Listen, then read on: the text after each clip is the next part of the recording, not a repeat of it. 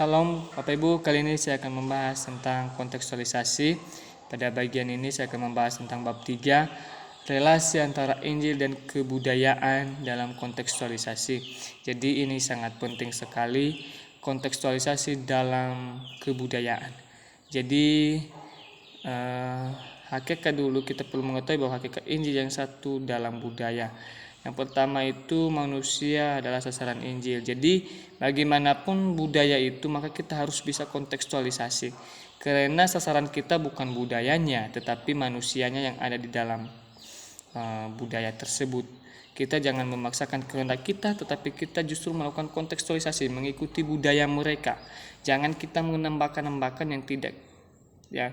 Jangan kita menjadi pengaruh di dalam hal tersebut tetapi kita menjadi berperang untuk melihat bagaimana konteks budaya mereka dan kita mengikutinya, dan di situ juga kita harus mengambil kesempatan untuk menyampaikan kabar Injil.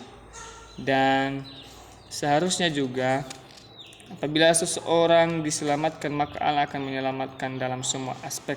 Jadi kalau kita juga menyelamatkan orang di dalam bentuk apapun, dalam bentuk kontekstualisasi pun, bagaimanapun kita memenangkan jiwa, maka Allah akan berperang di dalam kehidupan kita, bahkan di dalam kehidupan orang yang kita selamatkan itu juga. Kebudayaan tidak dapat dipisahkan, harus dipandang secara profesional. Ya, benar bahwa kebudayaan ini tidak bisa dipisahkan di dalam pelayanan misi atau dalam Injil, pelayanan Injil. Karena kenapa? Karena kalau ini lepas maka tidak akan bisa berjalan dengan baik. Yang kedua, Injil, manusia dan konteksnya. Jadi Injil adalah kekuatan Allah untuk menyelamatkan manusia, ya jelas sekali. Karena kenapa? Karena ketika manusia diselamatkan maka ia akan bertanggung jawab untuk menjalankan amanat perjanjian yang di dalam konteksnya menjalankan mandat budaya. Dan dimana seperti yang telah diuraikan pada bagian terdahulu bahwa pemberitaan Injil dalam semua konteksnya hidup manusia itu diwajibkan tidak dapat ditawar.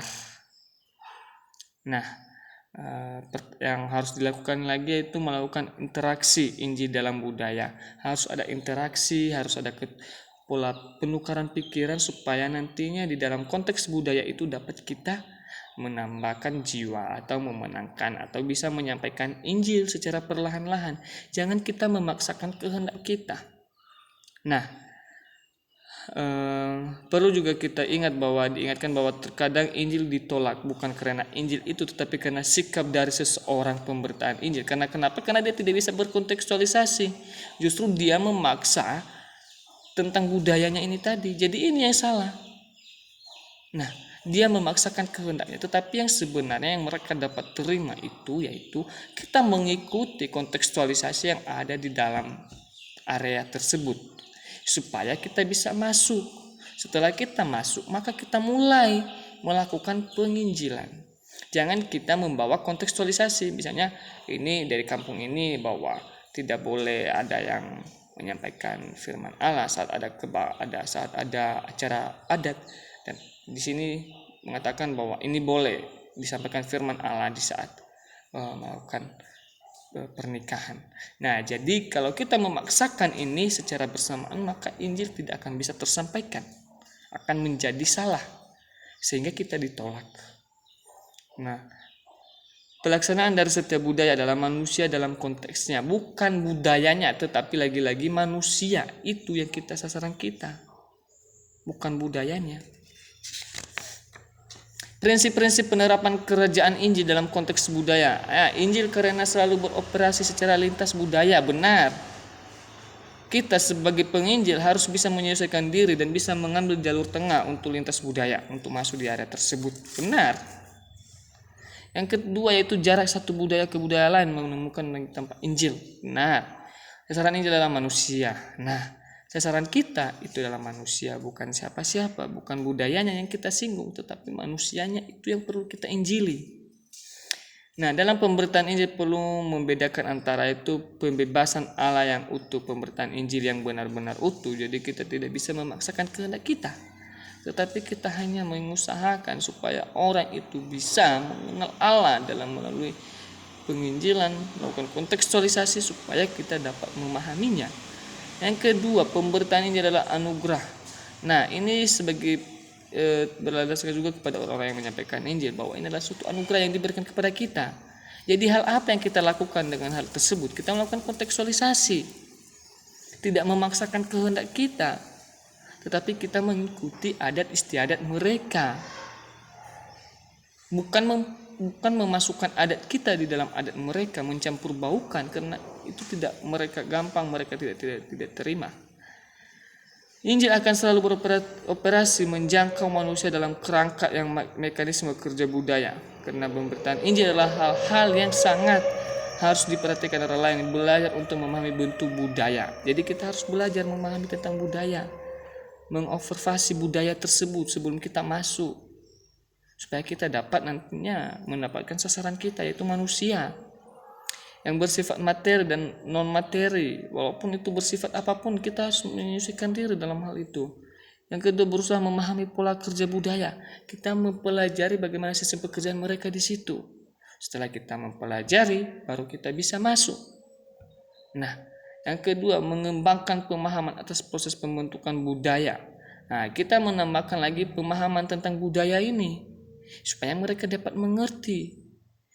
Nah, supaya kita juga bisa menolong mereka, upayakan fasilitas supaya bisa kita juga menyampaikan fasilitas-fasilitas tentang bicara tentang Injil. Dan yang seterusnya yaitu sehingga nantinya Injil ini dapat tersampaikan. Yang kedua, seterusnya bab 4 yaitu transformasi budaya oleh Injil. Nah, transformasi kebudayaan dalam Perjanjian Lama ini sering sekali pada Israel, sebagaimana bangsa pada saat itu telah mengalami suatu transformasi kebudayaan, yaitu dari pengembara ke budaya bangsa yang menetap. Nah, transformasi di bidang pertanian. Nah, kita perlu juga sebagai penginjil juga harus kita bisa melakukan transformasi dalam bidang pertanian. Kalau kita sebagai penginjil tidak bisa bertani, gak usah pergi untuk menyampaikan Injil. Karena kenapa? Karena tidak ada landasan Anda untuk berkontekstualisasi, untuk menyampaikan firman Allah kepada mereka. Nah, yang kedua yaitu transformasi di bidang teknik dan sosial. Kita juga sebagai orang penginjil juga kita harus sudah bisa melakukan transformasi di bidang teknik dan sosial. Karena itu adalah satu saluran kita untuk menghubungkan kita kepada manusia atau kepada orang yang kita akan jangkau di lintas manakah kita itu. Kalau kita sudah ada potensi, kita akan bisa menyampaikan firman Allah dengan benar. Dan gimana juga dalam semua teknik yang berhubungan mempertahankan hidup dan berbagai sebagai dipelajari dikembangkan sehingga dapat beberapa waktu kemudian bangsa Israel mendapat seluruh pengakuan yang sangat luas. Jadi kalau kita juga sudah menguasai materi kita, teknik-teknik itu, maka kita akan diakui, oh ternyata dia ini bisa memenangkan jiwa di lapangan. Yang kedua, transformasi di bidang sosial atau agamawi, yaitu dengan di bidang keagamaan juga bangsa Indonesia memiliki informasi transformasi ke dalam bentuk yang baru atau akibat dari sebuah perubahan yang tidak dapat terelakkan. Bentuk Allah bagi keagamaan ambil alih terpilih diberikan isi yang baru, yaitu iman kepada Allah. Diungkapkan secara baru dalam situasi kehidupan akibat perubahan peningkatan kebudayaan pun demikian. Transformasi ini kadang sering terjadi bahwa jangan ada ilah lain di hadapanku. Formasi kultus kemudian diungkapkan dalam suatu pilihan antara Allah YHWH di Allah lain. Yosua pasal 24 ayat 15. Setelah bangsa Israel menetap di Kanaan, mereka sudah terjadi transformasi di bidang keagamaan. Jadi di situ mulailah mereka melakukan transformasi. Transformasi kebudayaan dalam Perjanjian Baru, ya ini transformasi kebudayaan merupakan akibat dari hasil kontekstualisasi ini tadi. Sehingga di mana Injil memasuki suatu konteks budaya tertentu akan terjadi perubahan-perubahan tersebut. Akan perlahan-lahan budaya itu akan berubah karena masuknya Injil dalam konteks budaya itu.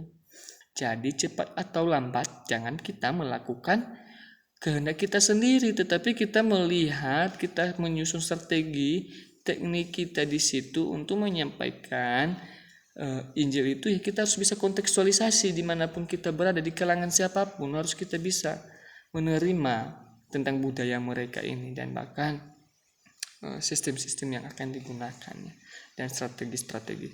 Jadi demikian saja bahwa dalam penginjilan ini dalam konteks sosialisasi ini perlu kita juga adanya nilai-nilai yang kita ambil atau value yang ada dalam kehidupan kita, bahkan itu sikap kita, bentuk-bentuk baru pun kita kasih sama mereka, pemahaman kepada mereka, tetapi kita harus bisa menjaga sikap dan kepribadian kita di dalam hal tersebut untuk melakukan penginjilan.